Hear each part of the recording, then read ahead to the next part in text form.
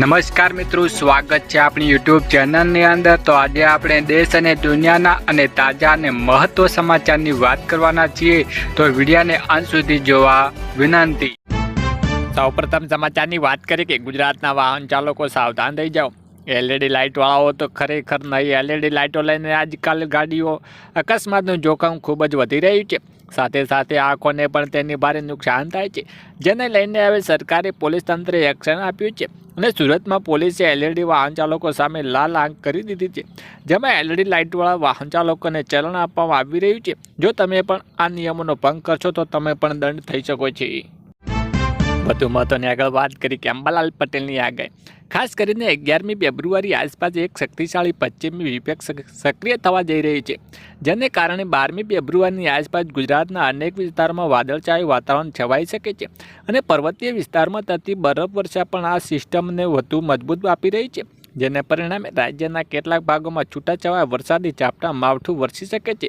ખેડૂતો માટે ચિંતાના સમય આ કમોસમી વરસાદ ખેતી માટે મુશ્કેલી ઊભી થઈ શકે છે અને ઊભા પાકને ઘણું નુકસાન પહોંચાડીને પૂરી શક્યતા ખાસ કરીને શિયાળુ પાકોમાં ભેજ વધવાથી રોગચાળો ફેલાવાની ભીતિ રહી છે। અંબાલાલ પટેલે ખેડૂતોને આગ્રહ કર્યો છે કે તે સમયસર પાક રક્ષણ માટે પગલાં ભરે હોય તો જંતુનાશક દવા યોગ્ય છંટકાવ કરીને નુકસાન ઘટાડવાનો પ્રયાસ કરવો અત્યંત જરૂરી બનશે। વધુ મહત્વની આગળ વાત કરીએ કે ખેડૂતોને દેવા માફી થવા જોઈએ।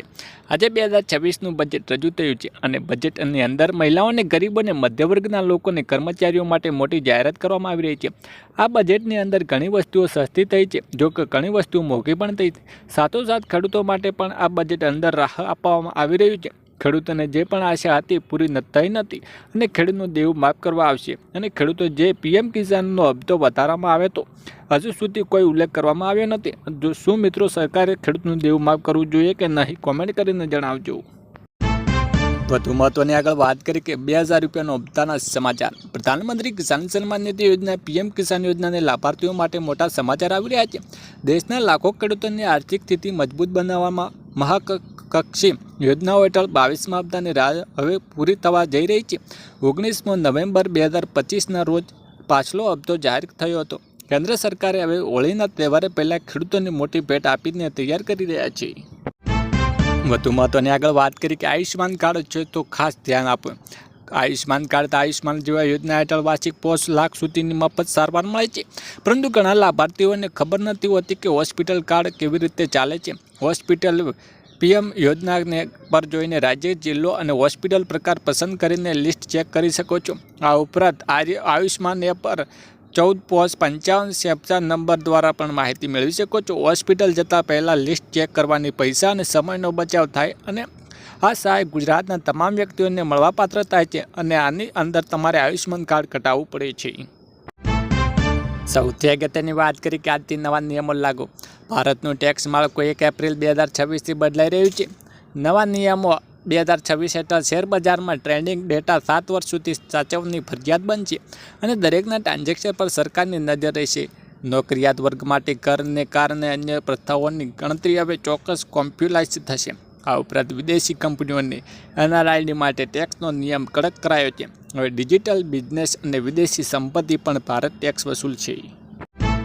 સૌથી અગત્યની વાત કરી કે વિક્રમ ઠાકોર ખુલ્લેઆમ ધમકી। વિક્રમ ઠાકોરે બીજેપી નેતાને ખુલ્લી ધમકી અને ઠાકોર સમાજ દ્વારા લગ્નમાં ડીજે વગાડવા પર પ્રતિબંધ મૂકવામાં આવ્યો છે।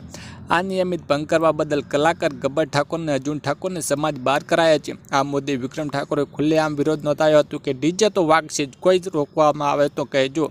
વિક્રમ ઠાકોરના નિવેદન બાદ વિવાદ કર્યો। ભાજપ નેતા દિનેશ ઠાકોરે વિક્રમ ઠાકોર મર્યાદા રહેવાની ચેતવણી આપી રહ્યા છે। વધુ મહત્વની આગળ વાત કરી કે મોટી છેતરપિંડી ચેતવજો। છેતરપિંડી એટલી હદે વધી રહી છે કે સત્ય અને ખોટાના ભેદને જાણી શકાતા નથી। હવે ફ્રોડ કરનારા નવા કિમિયલ અપનાવી રહ્યા છે, જેમાં તમે eKYC નામે વોટ્સએપ મેસેજ, એક ટેક્સ્ટ મેસેજ મોકલવા અને કામ માટે એપીકે ફાઇલ પણ મોકલે છે। જો આ મેસેજ તમને મળે તો બેંક તરફથી આ પ્રકારની કોઈ eKYC કરવામાં આવતી નથી। જો તમે એપ્લિકેશન ડાઉનલોડ કરશો તો તમારા બેંકના જેટલા પૈસા હશે તે ઓટોમેટિક ઉપડી જશે।